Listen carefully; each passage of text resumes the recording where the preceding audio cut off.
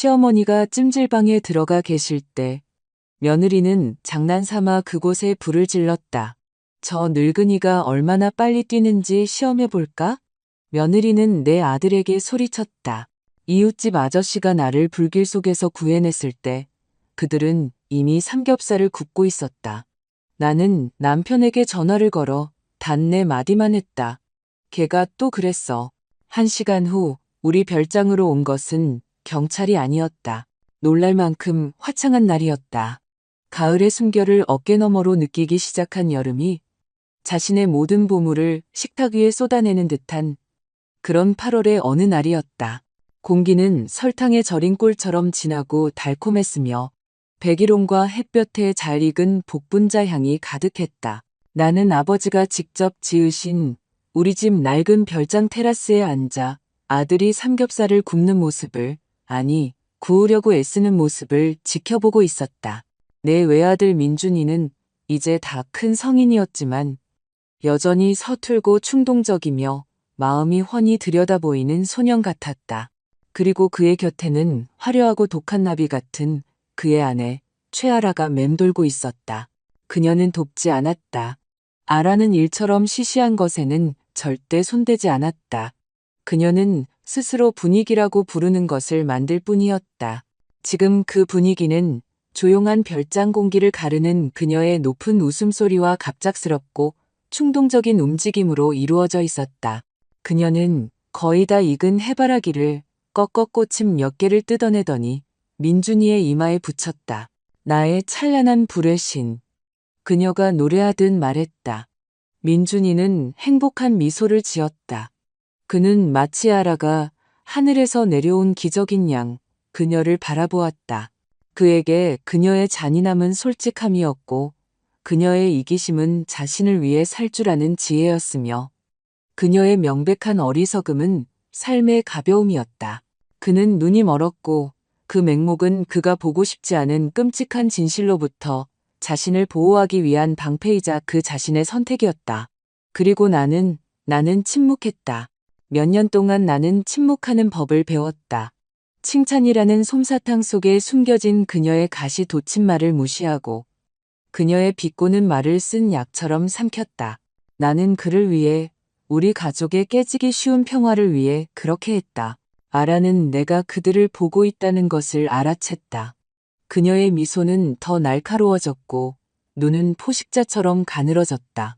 그녀는 그릴로 다가가 거의 다 익은 고기가 꿰인 꼬치를 집어들고 새끼손가락을 멋스럽게 세운 채 가장 노릇한 부분을 한 입 베어 물었다. 어머님은 왜 그렇게 시무룩하게 계세요? 그녀의 목소리는 언제나처럼 이 작은 정원에는 너무 컸다.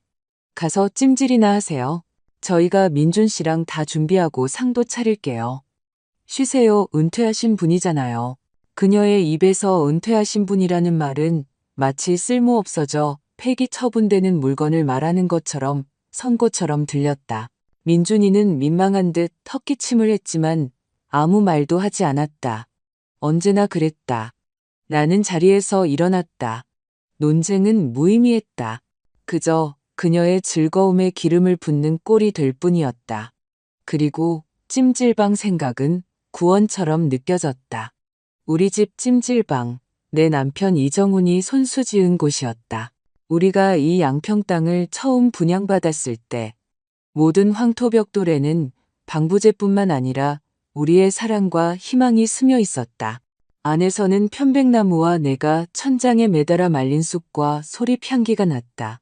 그곳은 나의 안식처이자 아라의 존재를 1시간이라도 잊고 온전히 나 자신과 마주할 수 있는 나만의 작은 요새였다. 그래, 내가 나지막이 말했다. 다녀올게. 너희들 여기서 사고 치지 말고. 아라는 염색한 금발 머리를 흔들며 콧방귀를 뀌었다. 어머님, 또 시작이시네요. 저희가 무슨 사고를 치겠어요? 어머님 없이 삼겹살 다 먹어버리는 거요? 걱정 마세요. 한 점은 남겨드릴게요. 나는 등을 뚫어지게 쳐다보는 그녀의 시선을 느끼며 그들 곁을 지나갔다. 탈의실에서 나는 천천히 옷을 벗고 가운을 고리에 건 뒤 하얀 면 수건으로 몸을 감쌌다. 찜질방 안은 이미 후끈한 열기로 가득했다. 남편은 항상 특별한 방식으로 찜질방을 준비했다. 뜨거운 돌 위에 소립 달인 물을 뿌리곤 했다. 나는 아래쪽 선반에 앉아 눈을 감고 긴장을 풀려고 애썼다. 호흡이 안정되고 어깨의 긴장이 풀리기 시작했다. 나는 남편 정훈을 생각했다. 그는 아라가 여기 있을 때면 별장에 오는 것을 좋아하지 않았다. 그 애가 내 진을 빼놓는 꼴을, 그걸 또 아들이 못 보는 걸 내가 어떻게 보냐. 그가 말하곤 했다. 그래서 그는 오래된 서류 정리 핑계를 대고 서울에 남아 있었다. 그가 지금 여기 있었으면 얼마나 좋았을까. 내가 얼마나 그렇게 앉아 있었는지 모른다. 10분이었을까? 15분이었을까? 고요와 평화를 깨뜨린 것은 밖에서 들려온 이상한 소리였다. 무언가 긁히는 소리. 나는 대수롭지 않게 여겼다. 민준이가 정원용 수레를 끄는 소리겠거니 했다. 하지만 그 후 나는 냄새를 맡았다. 향기로운 자작나무나 소립향이 아니라 타는 플라스틱과 무언가 화학적인 것에 역하고 숨막히는 냄새였다. 나는 눈을 떴. 찜질방 문 아래에서 희미한 회색 연기가 새어들어오고 있었다. 심장이 멎는가 싶더니 이내 목구멍 어디쯤에서 미친 듯이 뛰기 시작했다. 나는 문으로 달려가 밀었다. 문은 꿈쩍도 하지 않았다. 온몸으로 더 세게 밀었다. 문은 마치 반대편에서 누가 잡고 있는 것처럼 단단히 버티고 있었다. 뜨겁게 달아오른 내 피부 위로 찬 기운이 스쳤다. 나는 판자 틈새로 밖을 내다보았다. 탈의실 쪽에서 무언가 활활 타오르고 있었다. 불길은 부자연스러울 정도로 밝고 탐욕스러웠다. 민준아, 나는 문을 두드리며 소리쳤다. 민준아, 문 열어. 그때 나는 그녀의 웃음소리를 들었다. 날카롭고 높은 즐거움이라곤 한 점도 없는 웃음소리. 핏줄에 피를 얼어붙게 하는 그런 웃음소리였다. 그리고는 흥분에 겨워 뒤틀린 그녀의 목소리가 내 아들에게 들으라는 듯 외쳤다. 저 늙은이가 얼마나 빨리 뛰는지 시험해 볼까? 민준 씨, 잘 봐. 이제 쇼가 시작될 거야. 그 순간 나는 모든 것을 깨달았다. 이것은 사고가 아니었다. 찜질방 문은 항상 안으로 열렸고 탈의실에서 밖으로 나가는 문은 그들이 잠갔거나 무거운 것으로 막아버린 게 틀림없었다. 나는 덫에 갇혔다. 날카롭고 얼음 같은 공포가 가슴을 짓눌렀다. 연기는 점점 짙어졌다. 이미 천장 아래 공간을 가득 채우고 있었다. 숨쉬기가 힘들어졌. 숨을 쉴 때마다 폐가 타는 듯했다.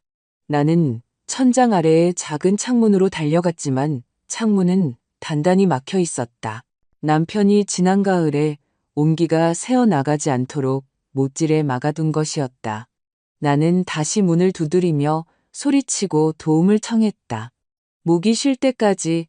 하지만 돌아오는 것은 타오르는 불의 균열음과 이제는 멀고 희미하게 들리는 아들과 며느리의 목소리뿐이었다. 어느 순간 힘이 빠졌다. 나는 아직 공기가 조금 남아있는 바닥으로 벽을 타고 주저앉았다. 이상하게도 공포는 사라졌다. 그 자리를 먹먹하고 둔한 체념이 채웠다. 이렇게 끝나는구나. 내 남편이 지은 이 찜질방에서 이렇게 어이없고 끔찍하게. 그리고 그들은 지금 여기서 20m 떨어진 곳에서 삼겹살을 먹겠지. 나는 눈을 감았다. 굉음이 나를 무감각 상태에서 깨웠다. 문이 흔들리더니 다시 한번 흔들렸다. 누군가 밖에서 무시무시한 힘으로 문을 치고 있었다. 나무가 쪼개지는 소리가 들리고 신선한 공기와 함께 검은 연기, 기둥이 찜질방 안으로 쏟아져 들어왔다. 문틈에 선 실루엣, 민준이가 아니었다. 사모님, 김지현 사모님, 옆집 김 선생님이었다. 살아계세요? 나는 대답할 수 없었다. 그저 기침하며 구원의 공기를 개걸스럽게 삼킬 뿐이었다. 그가 나를 부축해 가져온 낡은 담요로 감싸 밖으로 끌어냈다. 나는 잔디 위에 무릎을 꿇고 쓰러져 온몸을 떨며 내 찜질방이 타는 것을 보았다. 불길은 이미 지붕으로 번져 굶주린 포효와 함께 집어삼키고 있었다. 그리고 나는 조금 더 먼 곳으로 시선을 돌렸다. 내가 본 것은 불보다 더 끔찍했다. 이 화재 현장에서 20m 떨어진 그릴 옆에 민준이와 아라가 서 있었다.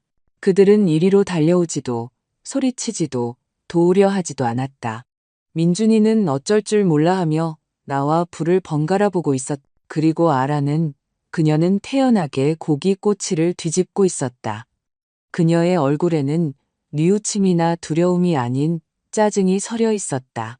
마치 재미있는 영화가 가장 흥미진진한 순간에 끊긴 것처럼, 마치 자신의 장난이 이웃의 등장으로 망쳐진 것처럼. 그들은 내가 구조된 것을 보았고 내가 살아있는 것을 보았음에도 계속해서 삼겹살을 굽고 있었다. 그 순간 내 안에서 무언가 끊어졌다. 혹은 반대로 제자리를 찾았다. 내가 참고 용서하고 모난 것을 둥글게 만들었던 그 모든 세월이 먼지처럼 흩어졌다. 차갑고 쨍한 공허함이 나를 채웠다. 고통도 두려움도 원망도 없이 오직 절대적이고 수정처럼 맑은 확신만이 남았다. 선을 넘었다. 나는 일어섰다. 김 선생님이 무언가 말하며 묻고 있었지만 나는 듣지 못했다. 나는 그에게 다가갔다. 선생님, 휴대폰 좀 빌려주세요.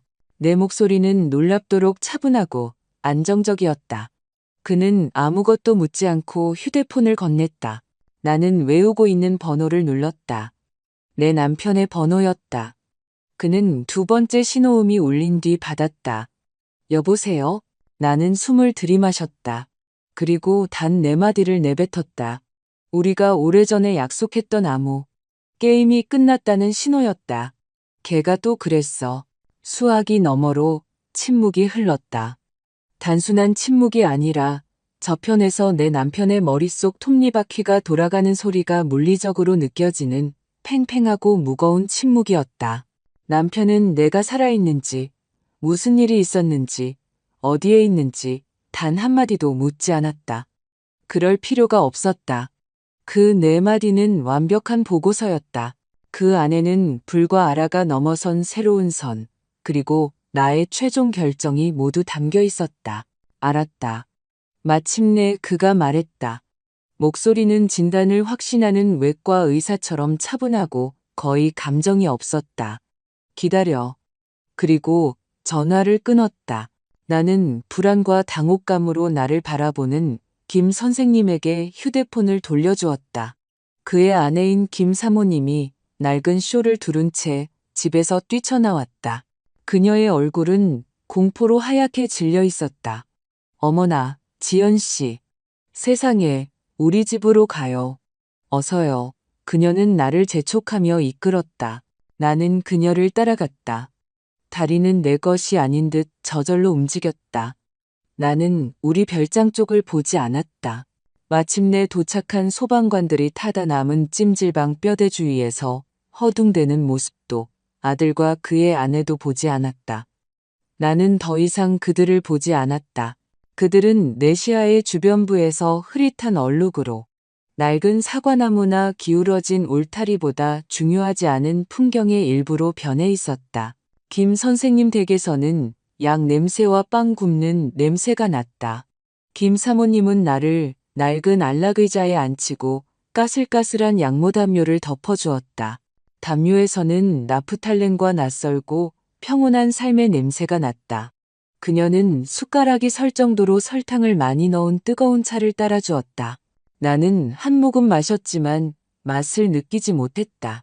모든 감각이 꺼지고 내면에는 기이하고 부자연스러운 평온만이 남은 것 같았다. 이것은 충격이 아니었다. 충격은 폭풍, 혼돈, 혼란이다. 나는 폭풍이 지나간 뒤의 고요함을, 완전한 무풍 상태를 느꼈다. 마치 몇 년 동안 짊어지고 있던 감당할 수 없는 짐을 이제 막 내려놓은 것 같았다. 선택의 부담, 희망의 부담, 두려움의 부담, 모든 것이 사라졌다. 모든 것이 마땅히 그래야 할 방향으로 흘러가고 있다는 차갑고 투명한 확신만이 남았다. 15년. 15년 동안 우리는 이 사실을 알고 살았다. 그것은 밤이면 우리 사이에 놓여 있었고, 점심 식탁에 함께 앉아 있었으며 자신의 연인을 껴안고 있는 행복한 민준이의 사진 속에서 우리를 바라보고 있었다. 나는 남편이 모든 것을 말해주었던 그날 저녁을 기억한다. 그는 막 퇴직했지만 옛 인맥과 습관은 남아있었다. 민준이는 그때 아라와 만난 지 2달밖에 안 됐지만 이미 그녀에게 눈이 멀어 결혼 얘기를 꺼내고 있었다.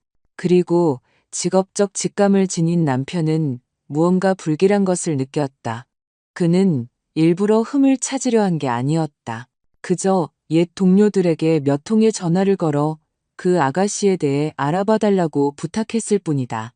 내가 얼마나 그렇게 앉아 있었는지 모른다. 10분이었을까? 15분이었을까?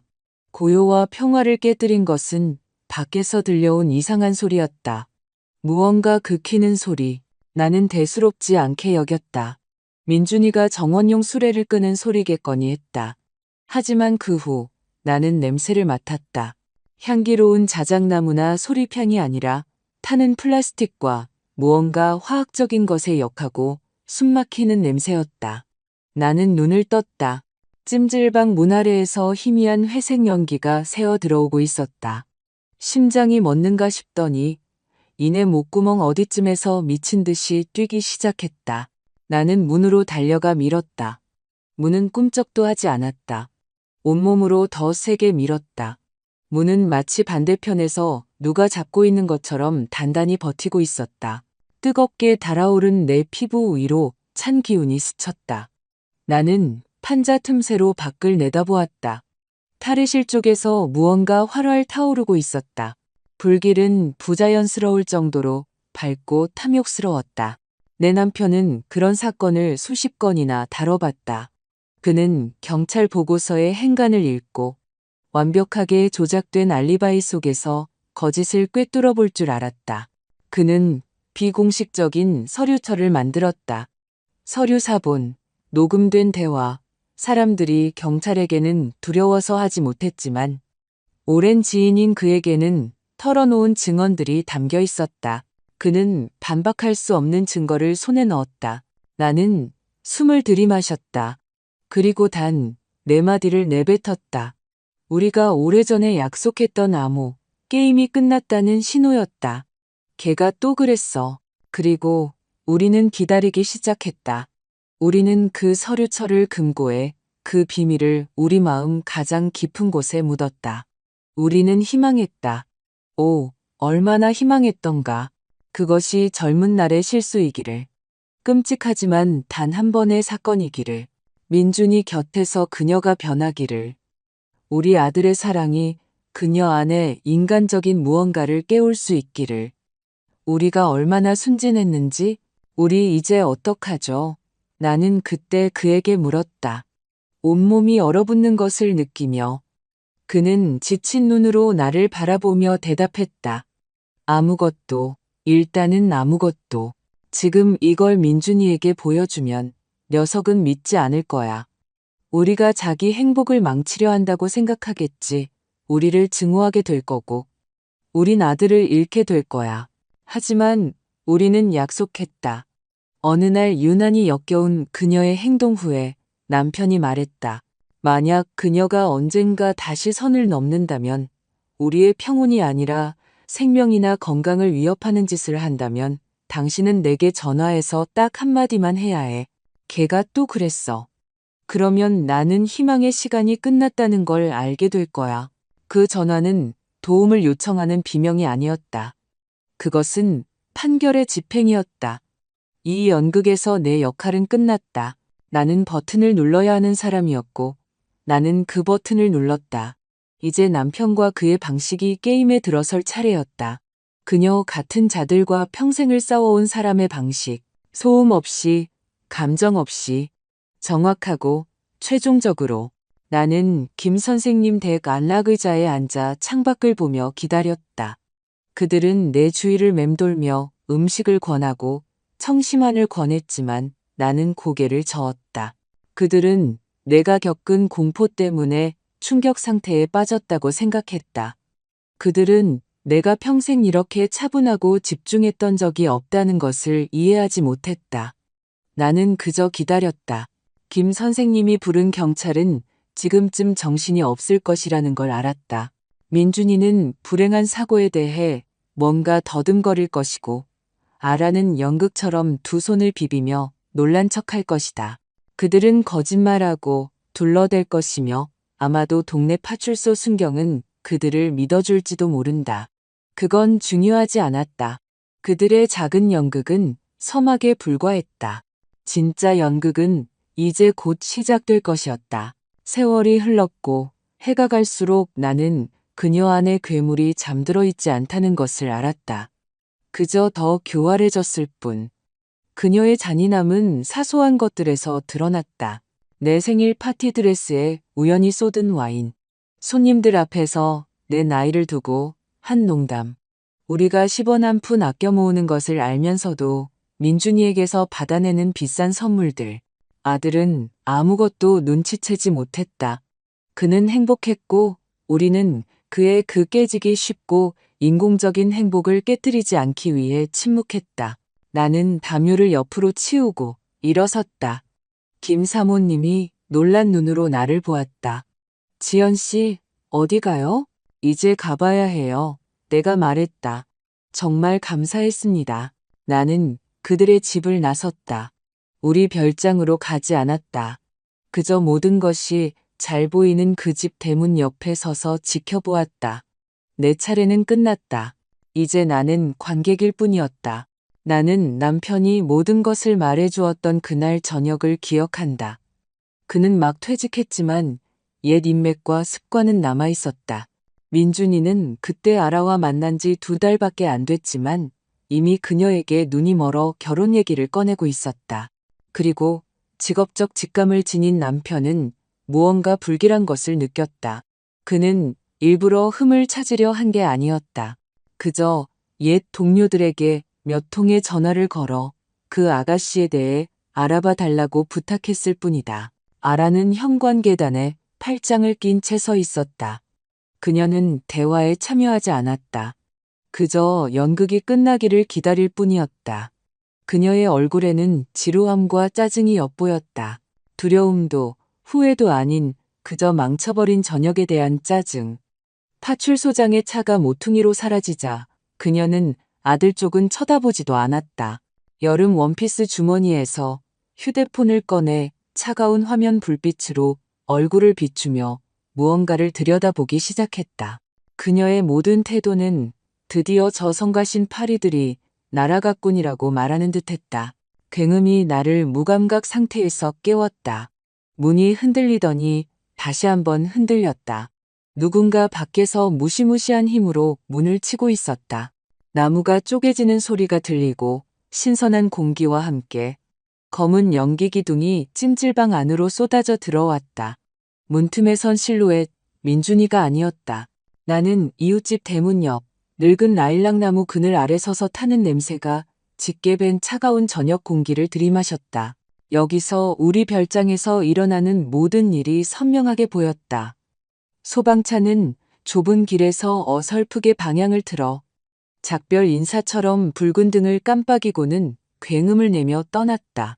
소란스러움과 함께 젖고 짓밟힌 땅, 그리고 1시간 전만 해도 내 찜질방이었던 것에 검게 그을린 뼈대만 남기고 그 뒤를 이어 동네 파출소장도 오래 머물지 않고 떠났다.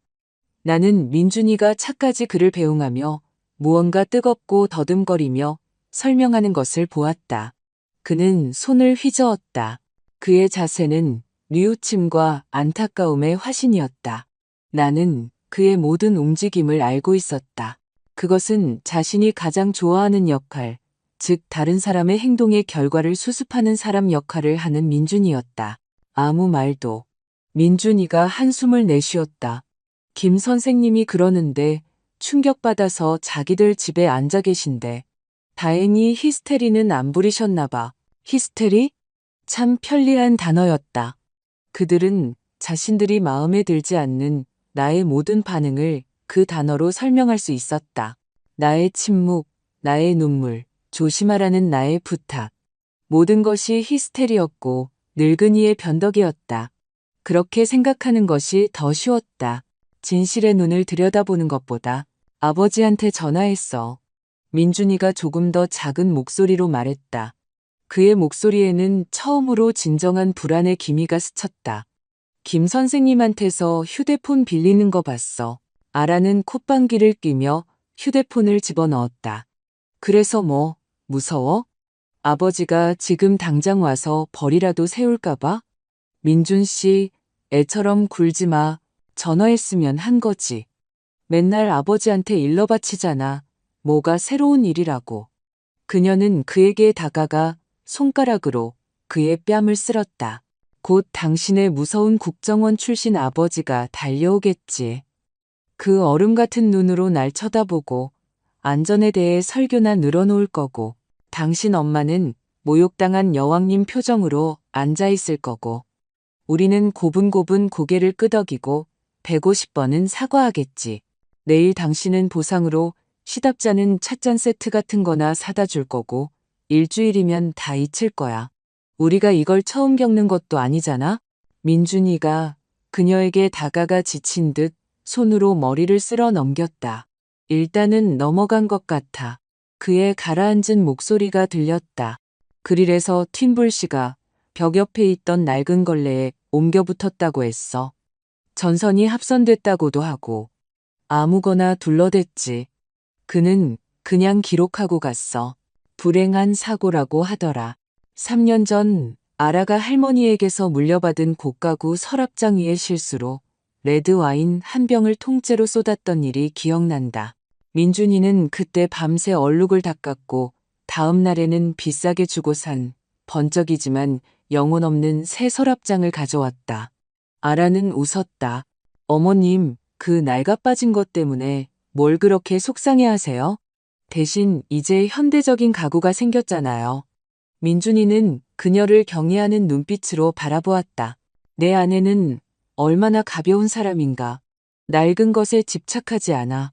혹은 내 환갑잔치에서 모든 손님 앞에서 내가 젊었을 때 옆집 총각을 짝사랑했다는 처음부터 끝까지 지어낸 이야기를 농담이랍시고 했을 때 그녀는 너무나 생생하고 자세하게 이야기해서 손님들은 웃었고 나는 얼굴이 불타는 것을 느끼며 앉아 있었다.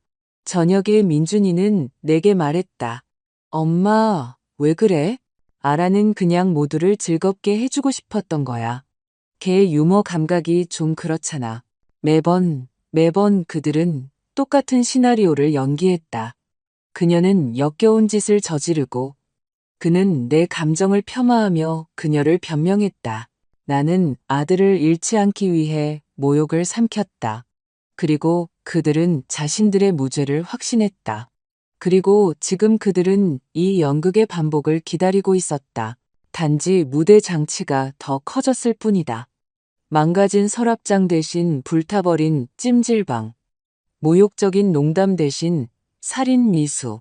하지만 그들에게 이것은 정도의 차이일 뿐 같은 장난에 불과했다. 나의 남편에게 건 전화는 그들에게 익숙한 의식의 시작을 알리는 신호로 받아들여졌다. 불평, 설교, 사과, 망각. 그들은 그 전화가 불평이 아니라 출발 신호탄이었다는 것을 상상조차 하지 못했다. 그들이 더 이상 플레이어가 아니라 누군가 방금 뒤집어버린 체스판 위의 말에 불과하다는 것을. 아라가 몸을 떨었다. 춥고 냄새나. 집에 들어가자. 민준 씨, 여기서 뭐해? 당신 아버지 오면 그때 나가자. 슬픈 표정 준비하고. 그녀가 그의 소매를 잡아당겼다. 바로 그 순간 별장 단지의 정적을 깨고 이곳에 어울리지 않는 소리가 들렸다.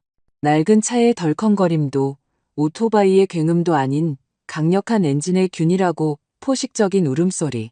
모퉁이에서 두 개의 밝은 빗줄기가 나타나 그들의 얼굴을 비추며 눈을 가늘게 뜨게 만들었다. 민준이가 긴장하는 것이 보였다. 이렇게 빨리? 설마 울타리 밑에서 기다리고 있었나? 아라는 다가오는 헤드라이트를 향해 불만스럽게 눈을 찡그렸다. 아마 우리를 빨리 혼내고 저녁 먹으러 서울 돌아가려고 하시나 보네. 괜찮아, 견딜 수 있어. 중요한 건 내 버전에 맞춰.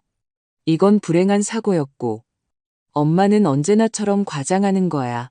그녀는 상상 속의 거울 앞에서 뉘우치지만 매력적인 악녀의 포즈를 연습하며 옷매무새를 가다듬었다. 그녀의 자신감은 거의 만져질 듯했다. 그녀는 가족 드라마를 맞을 준비가 되어 있었다. 그녀는 자신에게 다가오는 것이 드라마가 아니라는 것을 준비하지 못했다. 그녀에게 다가오는 것은 판결이었다. 값비싼 검은 세단이 천천히 그리고 거스를 수 없이 그들의 대문으로 다가와 멈췄다. 엔진이 소리 없이 꺼졌다. 잠시 동안 타다 남은 장작이 터지는 소리만이 정적을 깨는 절대적인 침묵이 흘렀다.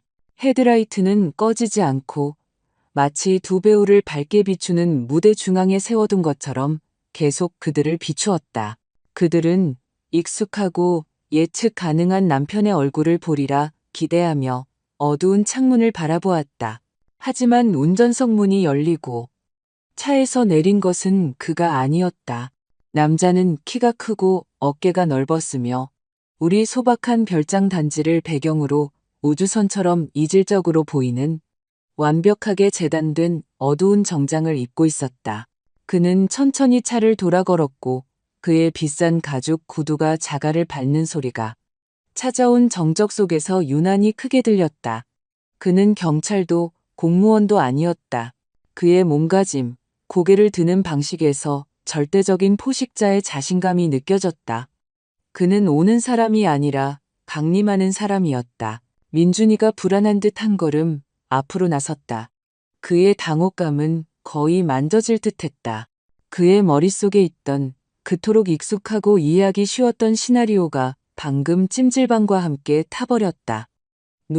누구시죠? 아들의 목소리는 약하고 어색하게 들렸다. 남자는 그를 무시했다. 그의 차갑고 평가하는 듯한 시선은 아라에게 고정되어 있었다. 그녀는 현관 계단에서 얼어붙었고 그녀의 모든 허세와 연극적인 태도가 껍질처럼 벗겨져 나갔다. 그녀는 이 남자가 자신을 꾸짖으러 온 것이 아니라는 것을 본능적으로 이해하며 꼼짝 않고 서 있었다. 조수석 문 잠금 장치가 딸깍 소리를 냈다. 문이 열리고 차에서 두 번째 인물이 나타났다. 여자였다. 40대 초반으로 보였다. 옷차림은 단순했지만 품이 있었다. 단정한 바지, 캐시미어 스웨터. 한 가지를 제외하고는 눈에 띄는 것이 없었다. 그녀가 한 걸음 내디뎠을 때 나는 그것을 알아챘다. 거의 보이지 않는 걸음걸이 리듬의 미세한 불규칙함. 그녀는 왼쪽 다리를 약간 절고 있었다. 바로 그 순간 나는 아라의 얼굴이 어떻게 변하는지 보았다. 그것은 단순한 당혹감이 아니었다. 그것은 알아봄이었다. 원시적이고 동물적인 공포와 뒤섞인 알아봄. 그녀의 입술이 살짝 벌어지고 눈이 커졌다. 그녀는 마치 유령을 본 것처럼 그 여자를 쳐다보았다. 그녀가 내 아들에게 결코 이야기한 적 없는 그 과거의 삶에서 온 유령. 방문객들은 천천히 그들을 향해 걸어갔다. 남자가 앞서고 여자가 반걸음 뒤따랐다. 그들은 현관에서 몇 미터 떨어진 자동차 헤드라이트 불빛이 비추는 바로 그 지점에 멈춰섰다. 최아라 씨. 남자의 목소리는 어떤 감정도 없이 평탄했다. 그것은 질문이 아니라 사실의 확인이었다. 아라는 대답하지 않았다. 그녀는 자신의 옐룸메이트에게서 눈을 뗄 수 없었다. 저는 최진혁 변호사라고 합니다. 남자가 계속해서 말했다. 그는 여전히 누가 누구인지 이해하지 못하는 시선을 주고받는 민준이를 무시했다. 저는 변호사이고 그는 자신의 동반자 쪽으로 거의 눈에 띄지 않는 손짓을 했다. 제 의뢰인인 윤서아 씨입니다. 그 이름이 들리자 아라는 거의 눈에 띄지 않게 움찔했다. 나는 멀리서도 그것을 볼 수 있었다. 그녀의 어깨가 마치 바람 빠진 풍선처럼 축 처졌다. 민준이가 마침내 말을 되찾았다. 저기요, 무슨 일인지 모르겠는데요. 그는 상황을 통제하려 애쓰며 끼어들었다. 질문은 없습니다. 최 변호사가 처음으로 내 아들을 쳐다보며 잘라 말했다. 그 시선에는 너무나 차가운 경멸이 담겨 있어 민준이는 말문이 막혔다. 우리는 사건이 있습니다. 그리고 우리는 질문을 하러 온 것이 아니라 당신의 아내에게 몇 가지 절차적 조치에 대해 통보하러 온 것입니다. 그는 다시 아라에게로 돌아섰다. 그녀의 얼굴은 헤드라이트 불빛 아래 창백하고 거의 잿빛이 되어 있었다. 최아라 씨, 변호사가 단조롭고 살인적인 어조로 계속했다. 우리는 오늘 이 부지에서 발생한 화재에 대해 논의하기 위해 왔습니다. 민준이의 얼굴에 안도의 빛이 스쳤다. 아, 그거였군. 이웃들이 불평하고 변호사를 불렀구나. 지금쯤 소란에 대한 보상을 요구하겠지. 그가 원만하게 해결하자고 입을 열려는 순간 최 변호사는 그에게 기회조차 주지 않았다. 이 사건은 그는 잠시 멈추어 각 단어가 의식 속에 밝히도록 했다. 15년 전 다른 미해결 방화 사건과 직접적인 관련이 있는 명확하고 분명한 행동 패턴을 보이기 때문입니다. 민준이는 입을 반쯤 벌린 채 얼어붙었다. 그의 안도감은 완전하고 절대적인 당혹감으로 바뀌었다. 그는 아내를 쳐다보며 그녀가 지금 웃으며 이것이 어떤 말도 안 되는 소리인지 어떤 실수인지 말해주기를 기대했다. 하지만 아라는 웃지 않았다. 그녀는 변호사를 쳐다보았고 그녀의 눈에는 더 이상 공포가 없었다. 그 안에는 분노가 깃들어 있었다. 궁지에 몰린 짐승의 분노. 무슨 말씀이신지 모르겠네요. 그녀가 속삭였다. 목소리는 낯설고 긴장되어 있었다. 무슨 사건이요? 무슨 패턴이요? 변호사는 입꼬리만으로 거의 눈에 띄지 않게 미소 지었다. 기억나지 않으십니까? 최아라 씨? 그가 조롱하는 듯한 정중함으로 물었다. 신촌대학가 기숙사 5동 화재. 당신의 방. 기적적으로 살아남았지만 심각한 화상을 입은 당신의 룸메이트 윤서아 씨. 그리고 당신이 아주 시기적절하게 받은 보험금. 아무것도 생각나지 않으십니까? 우리 별장에 내려앉은 침묵은 묘비처럼 무거웠다.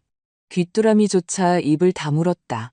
나는 낯선 집 대문 옆 그늘에 서서 내 아들의 세계가 무너지는 것을 지켜보았다. 그는 천천히 아내에게로 고개를 돌렸다. 그의 눈에는 단순한 충격을 넘어 이해의 공포가 싹트고 있었다. 그는 10년을 함께 산 여자를 바라보며 생전 처음으로 그녀를 보기 시작했다. 민준이는 아내를 바라보았다. 그의 시선에는 공포와 이 모든 것이 끔찍한 희극이자 장난이기를 바라는 절박한 간청이 뒤섞여 있었다. 아라야, 그가 속삭였다. 저 사람이 무슨 말을 하는 거야? 무슨 기숙사? 하지만 아라는 침묵했다. 그녀는 최 변호사를 바라보았고 그녀의 눈은 메마르고 격렬한 불꽃으로 타오르고 있었다. 그녀의 모든 장난기, 모든 매력이 증발하고 거칠고 추한 본질만이 남았다. 최 변호사는 그녀가 거짓말을 지어낼 시간을 주지 않았다. 그는 법대생들에게 강의를 하듯 차분하고 거의 학문적인 어조로 말했다. 하지만 그의 모든 단어는 내 아들이 지난 몇 년간 자신주의에 그토록 공들여 쌓아올린 거짓 세계를 파괴하는 망치질이었다. 기숙사 화재 사건은 당신이 생각했던 것과는 달리 종결되지 않았습니다. 최아라 씨, 그가 거의 눈에 띄지 않게 한 걸음 앞으로 다가서며 말했다. 당시 수사기관이 찾지 못했거나 찾으려 하지 않았던 직접적인 증거가 없어서 중지되었을 뿐입니다. 공식적인 버전은 전선 노후 아주 편리한 버전이죠. 덕분에 당신은 불탔다고 주장한 재산에 대해 상당한 보험금을 받을 수 있었고요. 민준이는 말의 의미를 이해하지 못하는 듯 눈을 깜빡였다. 보험금? 네. 최 변호사가 고개를 끄덕였다. 상당히 큰 금액이었죠. 하지만 지금은 사기죄에 대해 이야기하는 것이 아닙니다. 물론 그 사실도 매우 흥미롭지만요. 이야기는 다른 것입니다. 아시다시피 이런 사건에는 공식 보고서에 들어가지 않는 세부 사항들이 항상 있습니다. 말하기를 두려워하는 증인들, 사소해 보이는 사실들.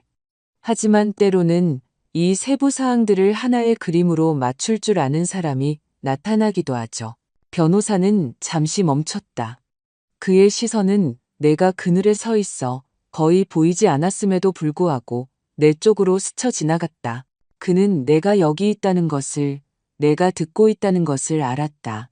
15년 전 그 사건 직후 한 사람이 개인적으로 당신의 사건에 관심을 가졌습니다. 경험이 많고 기억력이 아주 좋은 사람이죠.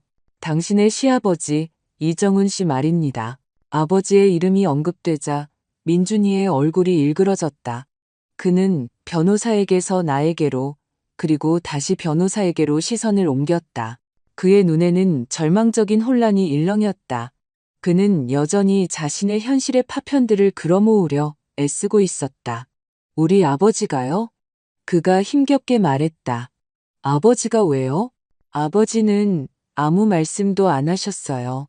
무슨 말을 했어야 했을까요? 최 변호사의 목소리에 금속성의 날카로움이 깃들었다. 당신이 집에 들인 여자가 냉혹하고 계산적인 범죄자라고? 그녀가 돈을 얻기 위해 룸메이트를 거의 죽일 뻔했다고? 당신이 그를 믿었을까요? 아니면 아버지가 늙은이의 질투심 때문에 당신의 행복을 망치려 한다고 생각했을까요? 그것은 15년 전 부엌에서 남편이 내게 했던 말과 똑같았다. 한 단어도 틀리지 않았다. 계획은 실행되었고 시계 장치처럼 무자비한 정확성으로 작동하고 있었다. 이정훈 씨는 변호사가 계속했다. 자체적으로 비공식적인 조사를 진행했습니다. 그는 최아라 씨가 화재 발생한 시간 전에 방에서 가장 귀중한 물건들을 꺼내는 것을 본 사람들을 찾아냈습니다. 그는 독립적인 전문가로부터 발화 원인이 전선이 아니라 누군가 고의로 윤서아 씨의 침대 밑에 뿌린 화학물질 때문이라는 소견을 받았습니다. 그는 이 모든 것을 하나의 서류철에 모으고 기다렸습니다. 나는 아들을 보며 그가 들은 말의 의미를, 그 정보가 의미하는 모든 공포를 깨닫고 있는 것을 보았다. 그의 아버지, 내 남편, 그 모든 세월 동안 그는 며느리를 그저 싫어한 것이 아니었다. 그는 알고 있었다. 모든 것을 알고 침묵했다. 그리고 기다렸다. 이 날을, 아라가 금고에서 그 서류철을 꺼낼 수 있게 할 또 다른 실수를 저지르기를. 이해가 되십니까? 이민준 씨? 최 변호사가 이제 내 아들에게 직접 말을 걸었다. 개별적으로 보면 이 사건들은 연결되지 않았을 수도 있습니다. 저쪽은 오래된 미제 사건. 이쪽은 당신의 아내가 아마도 당신에게 그렇게 설명하려는 짓궂은 장난. 하지만 함께 보면 이것들은 시스템을, 패턴을 형성합니다. 그리고 오늘의 사건은 단순한 가족 다툼이 아니라 당신 어머니에 대한 살인미수입니다. 그리고 이 사실은 오래된 사건에 완전히 다른 색을 입힙니다. 그것을 중지된 사건에서 재개된 사건으로 바꾸죠. 그리고 이제 주요 혐의는 15년 전의 방화가 아니라 오늘의 살인 미수가 될 겁니다. 오래된 사건은 피고인의 의도, 동기, 그리고 사회에 대한 특별한 위험성을 증명하는 증거로 사용될 것이고요. 이 사람들의 등장은 위협이 아니었다. 합의 제안도 아니었다. 그것은 그들이 이미 패배한 전쟁의 선포였다. 사실의 확인이었다. 체크메이트. 나는 민준이의 의식 속에서 댐이 무너지는 것을 보았다. 그가 몇 년 동안 아라의 독특한 성격과 괴짜스러움으로 치부했던 그 모든 작은 이상함, 잔인한 농담, 설명할 수 없는 악의의 순간들이 이제 새로운 끔찍한 빛 속에서 그의 기억 속으로 쏟아져 들어왔다. 나는 거의 그의 머릿속에서 자물쇠가 딸깍거리며 끔찍한 문을 하나씩 여는 소리를 들을 수 있었다. 아라가 소풍에서 수영 못하는 우리 친구네 개를 실수로 강에 밀어넣었던 장난.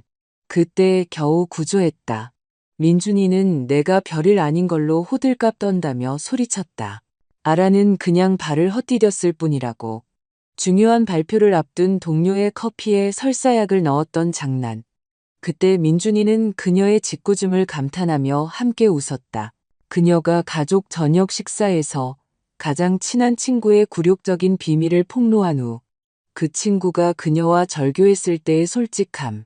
그때 민준이는 내가 여자들의 우정을 이해하지 못한다고 말했다. 그가 그토록 애써 미화하고 정당화했던 이 모든 사건들이 이제 하나의 선으로, 하나의 패턴으로 정렬되었다. 그리고 그것들은 찜질방에 검게 그을린 페어와 자동차 헤드라이트 불빛 속에 서 있는 희미하게 다리를 저는 여자에게로 이어졌다. 그것들은 장난이 아니었다. 결코 장난이 아니었다. 그것들은 습작이었고 리허설이었다.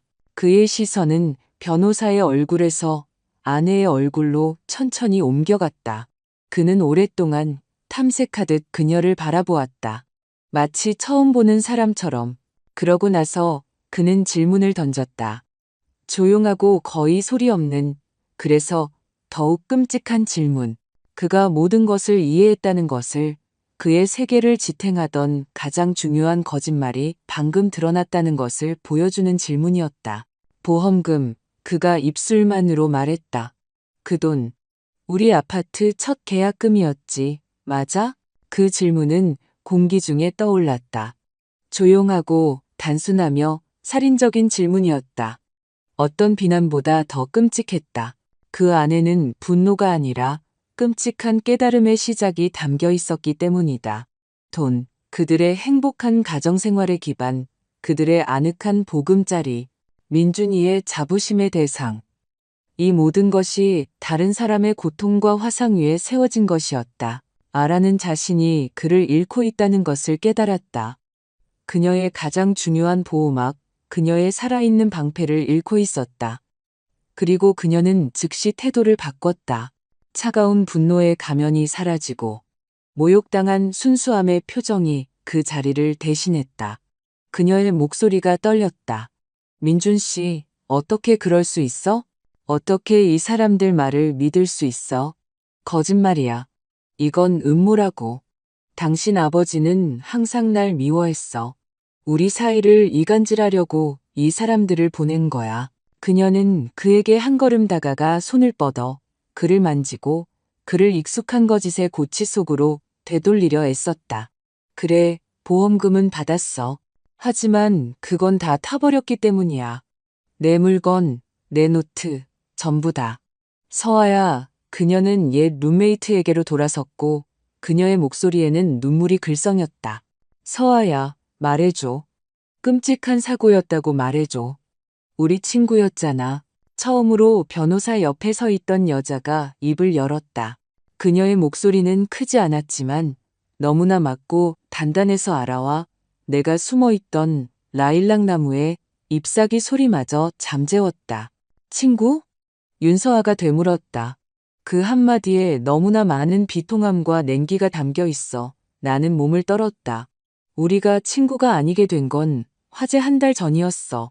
네가 우리 엄마 유품인 금 귀걸이를 훔쳤을 때. 난 문제 삼고 싶지 않았어. 그냥 그 방에서 나가려고 했지. 이미 사감 선생님이랑 얘기도 끝냈고 너도 알고 있었잖아. 아라는 마치 얻어맞은 것처럼 뒤로 물러섰다. 거짓말이야. 그녀가 외쳤다. 비열한 거짓말. 거짓말? 윤서아가 변호사 뒤에서 나와 한 걸음 앞으로 나섰다.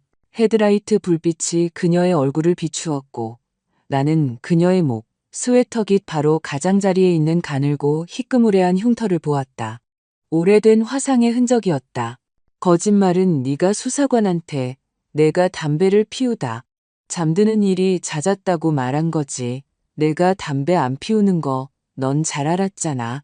거짓말은 내가 지역방송 카메라 앞에서 불 속에서 모든 걸 잃었다고 울면서 말한 거지.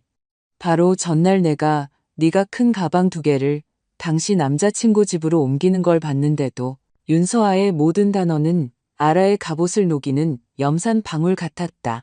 그것은 히스테리도 비난도 아니었다. 그것은 아라가 15년 전에 묻어버린 사실들을 차분하고 체계적으로 나열하는 것이었다. 나는 모든 걸 기억해, 아라야. 윤서아가 계속했다. 그녀의 조용한 목소리는 점점 더 무게를 더해갔다. 그날 저녁 내가 내게 머리가 아프다며 수면제를 먹으라고 권하던 걸 기억해. 내가 잠들기 시작할 때 나던 아세톤 같은 이상하고 강한 냄새도 기억해. 그리고 열기와 비명 소리에 잠에서 깼던 것도 기억해. 방에는 이미 네가 없었지. 넌 복도의 사람들 틈에 서서 불길을 보고 있었어. 민준이는 들으며 그의 얼굴은 가면처럼 변해갔다. 그는 창백한 아내와 흉터가 남은 윤서아의 차분한 얼굴을 번갈아 보았다. 그는 마치 두 개의 강둑 중 어느 것이 진짜이고 어느 것이 신기루인지 알아내려는 익사자 같았다. 최 변호사는 토대가 마련된 것을 보고 결정타를 날렸다. 그는 내내 손에 들고 있던 얇은 가죽 서류 가방을 열었다. 아마 윤서아 씨의 기억은 편향된 것으로 보일 수 있습니다. 그가 민준이에게 말했다. 사람들은 과거를 극화하는 경향이 있으니까요. 하지만 다행히도 서류에는 감정이 없습니다. 그는 서류 가방에서 몇 장의 종이를 꺼냈다. 예를 들어, 이것은 당신의 옛 동기 2명에 공증된 진술서입니다. 두 사람 모두 화재 일주일 전에 최아라 씨가 흔적을 남기지 않고 노트북을 어떻게, 어디서 팔 수 있는지 물어봤다고 주장합니다. 경찰에 신고한 내용에 따르면 방에서 불탔다는 바로 그 노트북 말입니다. 그는 다음 장을 꺼냈다. 그리고 이것은 당신이 보험사에 제출한 청구서 사본입니다.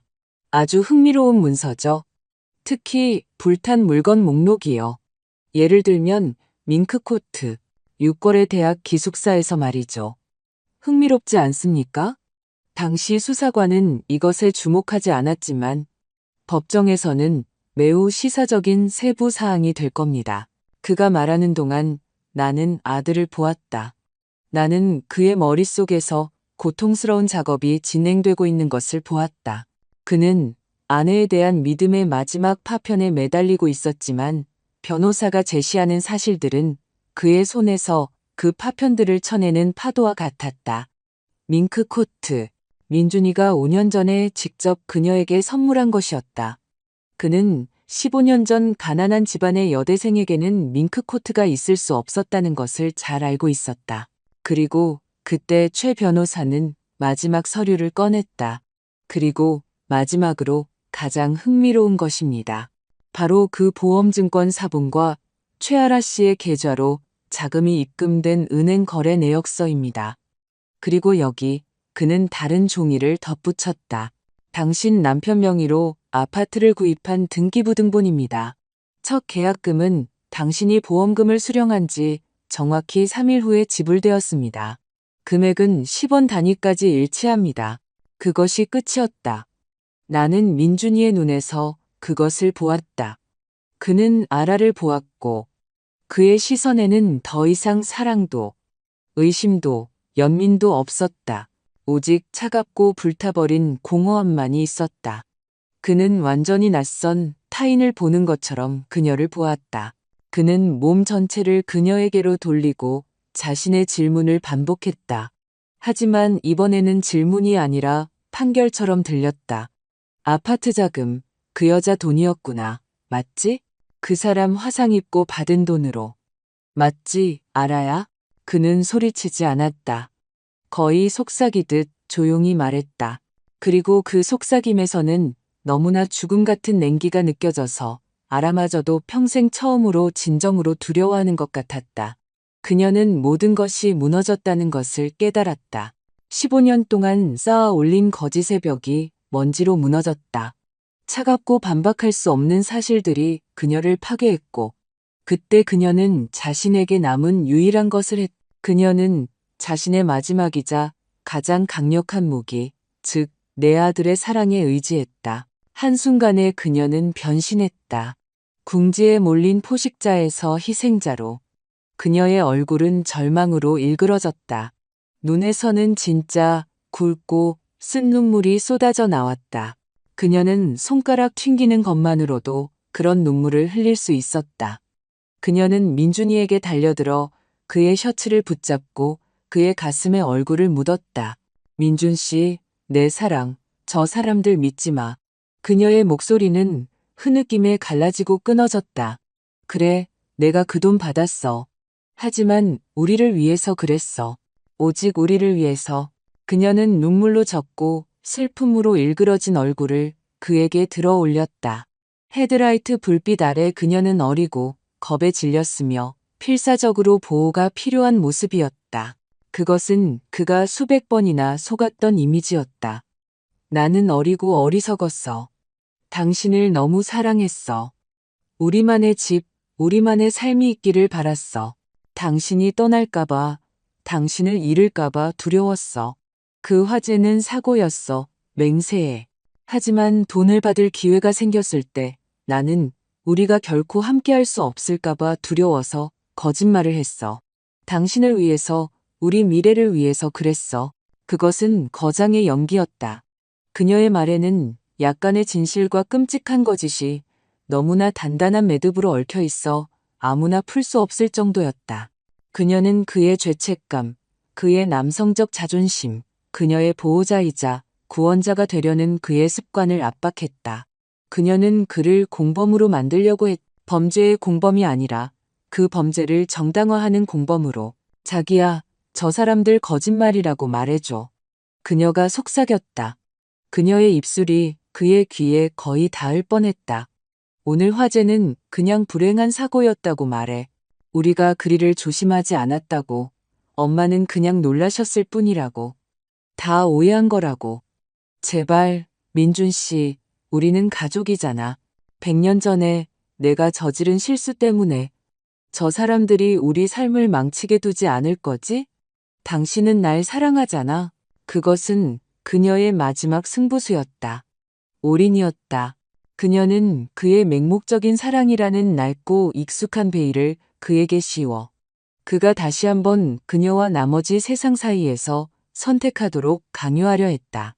그녀는 그가 그녀를 위해 거짓말하기를, 그가 그녀와 함께 그 거짓의 수렁에 빠져 영원히 그녀의 인질이 되기를 원했다. 가라앉으려면 함께. 나는 숨도 쉬지 않고 서 있었다. 그때까지 얼음처럼 차갑고 평온했던 심장이 갑자기 둔하고 고통스러운 힘으로 뛰기 시작했다. 나는 내 아들을, 고통으로 굳어진 그의 어깨를, 그가 가슴에 안겨오는 여자를 껴안지도 밀쳐내지도 않고 서 있는 모습을 보았다. 그리고 나는 바로 이 순간에 모든 것이 결정된다는 것을 깨달았다. 아라의 운명이 아니라 내 아들의 운명이. 그가 이 불길 속에서 어떤 사람으로 나올 것인가? 언제나 그랬던 것처럼 자신의 환상의 눈먼, 이끌리는 노예로, 아니면 다른 누군가로. 최 변호사와 윤서아는 침묵했다. 그들은 그에게 시간을 주었다. 그들은 그가 지금 다시 거짓을 선택한다면 어떤 서류나 사실도 힘을 갖지 못할 것이라는 것을 이해했다. 이것은 그의 선택이었고 그가 스스로 나와야 하는 그의 개인적인 지옥이었다. 민준이는 천천히, 아주 천천히 눈을 내리깔았다. 그의 시선은 우리 정원의 몸에 난 상처처럼 어둠 속에서 검게 변한 찜질방의 폐허를 스쳐 지나갔다. 그의 어머니가 방금 산채로 불탈 뻔했던 곳. 그 다음 그의 시선은 윤서아에게로 옮겨갔다. 그는 그녀의 얼굴을, 그녀의 목에 난 흉터를 보았다. 그는 아내가 그들의 보금자리를 위한 계약금과 맞바꾼 한 여자의 젊음과 건강을 보았다. 그리고 마침내 그는 눈을 들어 나를 보았다. 나는 여전히 까슬까슬한 담요에 쌓인 채 이웃집 대문 옆에 서 있었다. 나는 울지도 애원하지도 않았다. 그저 그를 바라보았다. 내 시선에는 내가 15년 동안 품고 있던 모든 고통이 담겨 있었다. 나를 침묵하게 했던 그에 대한 모든 사랑과 마침내 말하기로 결심한 오늘 내가 얻은 모든 자유가 담겨 있었다. 그리고 저주가 풀렸다. 나는 그것이 어떻게 일어났는지 보았다. 그의 눈에서 무언가 변했다. 마치 베일이 거친 것처럼 그는 더 이상 불쌍하고 혼란스러운 소녀를 보지 않았다. 그는 괴물을 보았다. 그는 아주 조심스럽게, 거의 소중하게 아라의 손을 자신에게서 떼어냈다. 그녀는 자신의 마법이 더 이상 통하지 않는다는 것을 믿지 못하며 당혹스럽게 그를 쳐다보았다. 민준 씨, 그녀가 속삭였다. 그는 그녀에게 대답하지 않았다. 그는 옆으로 한 걸음 물러서서 그녀의 포위망에서 벗어났다. 마치 보이지 않는 사슬을 벗어던지는 것처럼 그는 최 변호사에게로 돌아섰다. 그의 얼굴은 잿빛이었고 10년은 늙어 보였다. 하지만 그의 눈에는 내가 그에게서 한 번도 본 적 없는 굳건함이 있었다. 제가 오늘 본 모든 것을 말씀드리겠습니다. 그가 말했다. 그의 목소리는 쉬었지만 평탄했다. 그녀의 모든 단어, 모든 움직임, 문을 어떻게 잠갔는지, 어떻게 웃었는지, 아라는 흐느낌인지, 울부짖음인지 모를 이상한 소리를 냈다. 그녀는 다시 그에게 달려들었지만 그는 손을 내밀어 그녀를 막았다. 하지 마. 그가 조용히 말했다. 더 이상은 안 돼. 마지막 도박은 실패했다. 그는 그녀를 구하지 않았을 뿐만 아니라 기소의 주요 증인이 되었다. 그는 직접 그녀의 관뚜껑에 마지막 못을 박았다. 그 순간 그녀는 모든 것을 잃었다. 자유도 돈도 아니었다. 그녀는 그에 대한 자신의 권력을 잃었고 그것은 그녀에게 어떤 감옥보다 더 끔찍했다. 민준이의 말은 차가운 밤 공기 속에 판사의 망치질처럼 최종적이고 돌이킬 수 없이 매달렸다. 아라는 얼어붙었고 그녀의 얼굴은 한순간에 불신과 분노로 일그러진 흉측한 가면으로 변했다. 그녀는 자신이 완전히 패배했다는 것을 깨달았다. 그날 밤 그녀는 더 이상 한마디도 하지 않았다. 나머지는 더 이상 이야기가 아니라 변호사를 따라 도착한 제복을 입은 다른 사람들이 집행한 의례적인 절차, 즉 조서였다. 3개월이 지났을까? 아니면 한평생이 지났을까? 사람들은 시간이 약이라고 한다. 사실이 아니다. 시간은 아무것도 치유하지 않는다. 그저 상처에 딱지가 않도록 도울 뿐이다. 가장 깊은 상처는 피를 멈추고 그저 당신과 함께 남아서 있었던 일을 상기시킨다. 하지만 당신은 그 상처와 함께 사는 법을 배운다. 나는 한때 우리 찜질방이 있던 바로 그 자리에 서 있다. 발밑에는 불에 탄 땅이 아니라 남편이 가져온 평평하고 깨끗한 모래층이 있다. 그는 이웃 김 선생님과 함께 불이 남긴 것들을 직접 손으로 해체하고 모든 쓰레기를 치우고 땅을 파고 평평하게 만들었다. 그는 마치 어떤 중요한 정화의식을 치르듯 말없이 체계적으로 그 일을 했다. 나는 방해하지 않았다. 그에게 그것이 필요하다는 것을 알았다. 오늘은 10월 말.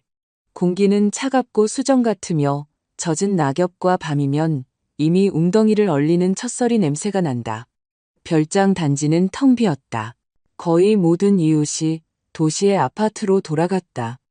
멀리 있는 자작나무에서 마지막 노란 잎이 떨어지는 소리가 들릴 정도로 고요하다. 이 고요함 속에는 더 이상 아라의 날카로운 웃음소리가 설 자리가 없다. 그녀는 더 이상 우리 삶에 없다. 그녀는 있어야 할 곳, 즉 수사관실과 대질신문, 재판정의 미로 속에 있다. 최 변호사는 재판이 길어질 것이라고 말한다. 두 사건이 하나로 병합되었고 증인들과 감정 결과들이 있다고. 나는 세부 사항에 신경 쓰지 않는다. 관심 없다. 복수는 결코 내 목표가 아니었다. 내 목표는 그녀를 멈추는 것이었다. 그리고 우리는 그녀를 멈췄다. 중요한 것은 오직 그녀가 더 이상 내 아들 곁에 없다는 것이다. 그녀는 식은땀을 흘리며 깨어났지만 그것이 단지 꿈이었다는 것을 안도하며 깨닫는 끔찍한 악몽처럼 사라졌다. 민준이와는 거의 이야기하지 않는다. 그는 일주일에 한 번 항상 같은 시간에 전화한다. 목소리는 낯설고 어른스러워졌다. 그는 용서를 구하지 않고 나는 그에게 감사한다. 미안해라는 간단한 말이 지금은 저속하게 들릴 것이기 때문이다. 그의 뉘우침은 말이 아니라 행동에 있다. 그는 그 아파트를 보험금으로 산 바로 그 아파트를 팔았다. 저주받은 물건을 처분하듯 헐값에 빨리 팔아버렸다. 도시 외곽에 작은 원룸을 얻었다. 두 가지 일을 한다. 나는 그가 버는 거의 모든 돈을 윤서아의 치료와 재활에 쓰고 있다는 것을 안다. 그녀가 요청한 것이 아니다. 그것은 그 자신의 결정, 그의 속죄다. 우리가 그녀가 나타나기 전에 그 친밀함을 되찾을 수 있을지 나는 모른다. 아마도 아닐 것이다. 우리 사이에는 항상 그의 오랜 맹목의 그림자가 서 있을 것이다. 하지만 나는 언젠가 그가 자신을 용서하고 그때가 되면 아마도 지금 그의 모든 말에서 들리는 그 씁쓸함 없이 다시 나를 엄마라고 부를 수 있을 것이라고 믿는다. 나는 기다린다. 내게는 시간이 많다. 자갈 밟는 소리가 들린다. 남편이다. 그는 내게 다가와 그의 낡은 재킷을 어깨에 걸쳐준다. 그에게서는 그의 냄새, 집 냄새, 실내의 냄새, 그리고 뭔가 미묘한 나무 냄새가 난다. 우리는 말없이 어깨를 나란히 하고 서서 이 텅 빈 사각형의 땅을 바라본다. 15년 동안 우리는 끔찍한 비밀의 파수꾼이었다. 이 비밀은 우리 사이에 놓여 있었고 우리의 말과 행동에 영향을 미쳤다. 우리는 만성질환과 함께 살 듯 일상에서는 눈치채지 못하지만 항상 그 둔한 존재감을 느끼며 살았다. 이제 그것은 없다. 그 자리에 생긴 공허함은 짓누르지 않는다. 숨 쉴 공간을 준다. 가져왔어. 남편이 말하며 큰 두루마리 종이를 내민다. 나는 그것을 펼친다. 설계도다. 계획. 흰 종이 위에 파란 선으로 유리와 금속으로 된 가볍고 우아한 구조물이 그려져 있다. 온실. 작지만 매우 밝고 높은 창문과 유리 지붕이 있다. 나는 설계도를 보고 남편을 본다. 그의 눈가에 주름이 잡혀 있다. 그는 웃지 않는다.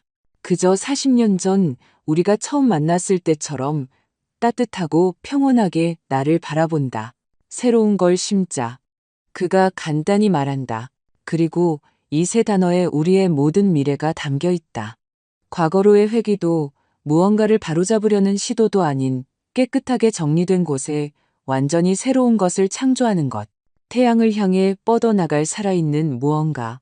나는 그의 어깨에 머리를 기댄다. 차갑고 맑은 10월의 공기를 들이마신다. 그것은 폐 깊숙이까지 채워진다. 그리고 오랜 세월 만에 처음으로 나는 가슴속에 익숙한 경련을 느끼지 않는다. 너무 오랫동안 함께 살아낼 일부가 되어버렸던 긴장이 사라졌다. 언젠가 그녀가 돌이킬 수 없는 짓을 저지를 것이라는 두려움이 사라졌다.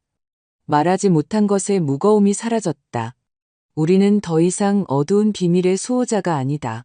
우리는 그저 자신의 땅 조각 위에 서서 자신들의 작고 조용한 미래를 설계하는 두 늙은이일 뿐이다. 나는 15년 만에 처음으로 자유롭게 숨을 쉬었다.